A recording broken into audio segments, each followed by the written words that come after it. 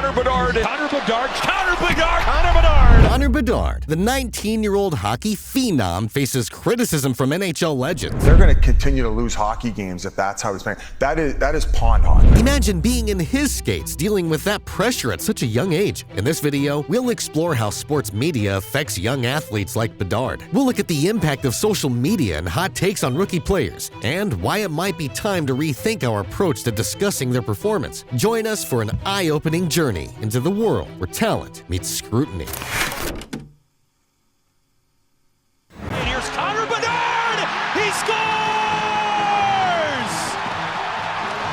The moment hockey fans have been waiting for finally arrived as Connor Bedard, the highly touted prospect, stepped onto NHL ice for the first time in a Chicago Blackhawks jersey. The United Center was electric, with a palpable buzz in the air. Fans leaned forward in their seats, craning their necks to catch a glimpse of the 18-year-old phenom as he took his first shift. After enduring a tough rebuilding period, Blackhawks faithful saw Bedard as a beacon of hope for the franchise's future. Bedard wasted no time giving Chicago something to cheer about. In just his third NHL game, he notched his first goal. The arena erupted as Bedard stuffed the puck in on a wraparound shot. Social media exploded with highlights, and suddenly the entire hockey world was talking about the rookie sensation.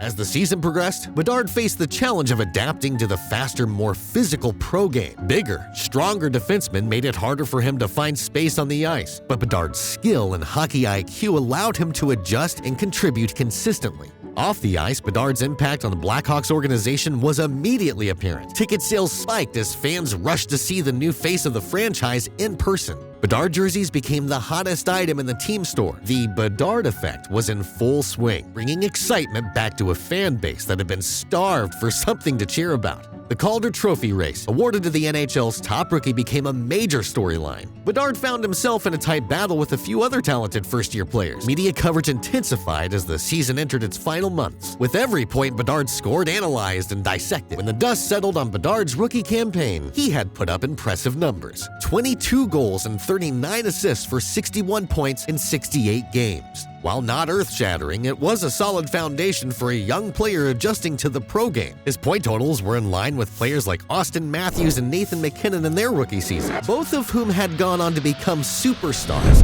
The hockey world took notice, and Bedard was awarded the Calder Trophy as the NHL's top rookie. The win seemed to validate all the hype surrounding him. He had lived up to expectations in year one, giving Blackhawks fans hope for the future.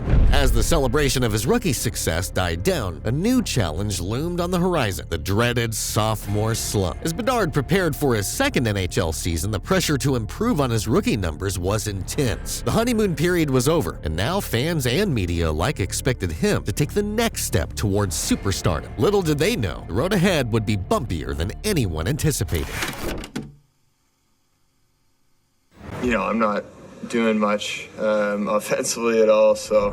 As Bedard's second NHL season kicked off, expectations were sky high. But hockey's golden boy was about to face his first real test. 20 games into the new campaign, Bedard only found the back of the net 3 times. The pressure was mounting, and the media vultures were circling. Fans who had shelled out big bucks for Bedard's jerseys were getting antsy. The honeymoon was officially over, and some folks were already asking for a refund. The young star was feeling the weight of an entire city's hopes on his shoulders, and it showed in his play. Then came the moment that really got everyone talking. During a nationally televised game, Bedard lost a stick battle to Sam Reinhart of the Florida Panthers, leading to a goal that put the Panthers up 2-1. Hockey legend Messier didn't hold back, criticizing Bedard's defensive play on national TV. This wasn't just any criticism. It was a torch-passing moment, with one of the game's greats calling out the next generation's supposed savior. 50-50 battle, he's soft on his stick. They get a power play, and who goes right onto the ice?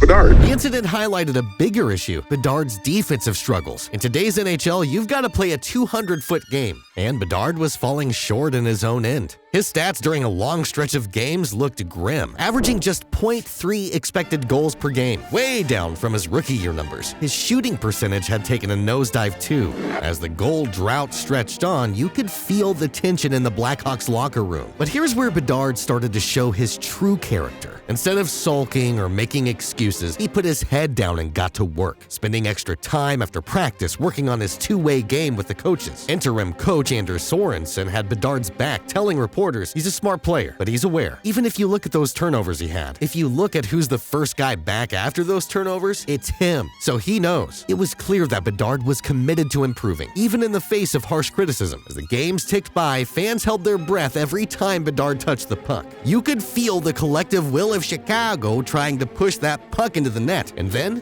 finally, it happened. Bedard with the shot, scores! Connor Bedard, a one-timer on the power. In true Bedard fashion, he scored a highlight reel beauty that had the whole arena on its feet. It was like a weight had been lifted off his shoulders. But one goal doesn't erase all the questions. As Bedard worked to get his season back on track, the incident sparked a broader conversation about the immense pressure placed on young players in today's NHL. Is it fair to expect teenage rookies to dominate right out of the gate? What does all this media scrutiny do to a kid who's barely old enough to vote?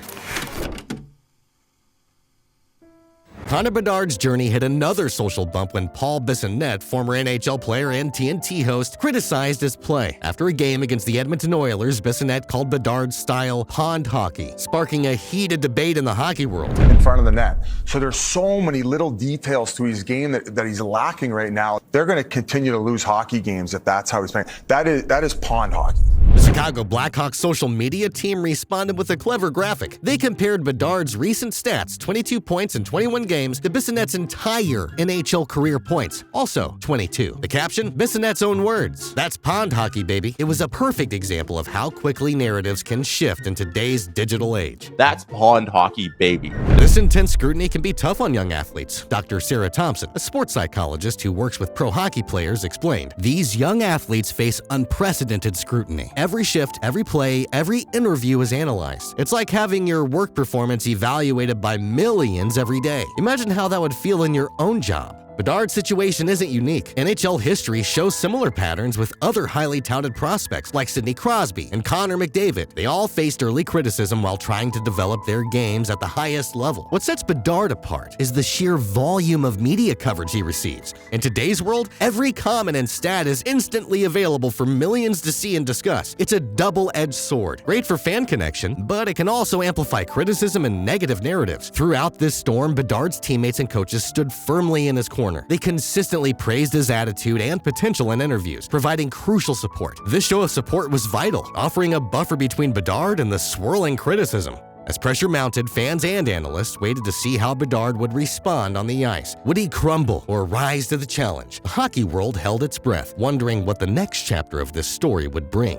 Bedard's response was impressive. When cornered by reporters about the pond hockey comments, he showed maturity beyond his years. I'm not watching broadcasts or anything, so I'm playing hockey. And, you know, when their job is to say what they see. You know, I couldn't really care less, to be honest, but this moment highlighted how athletes often grow from challenges. By facing criticism head-on and staying focused on his goals, Bedard demonstrated the mental toughness required to succeed at the highest level. It's a reminder that sometimes the biggest battles in sports aren't just on the ice, but in handling the pressure that comes with the spotlight.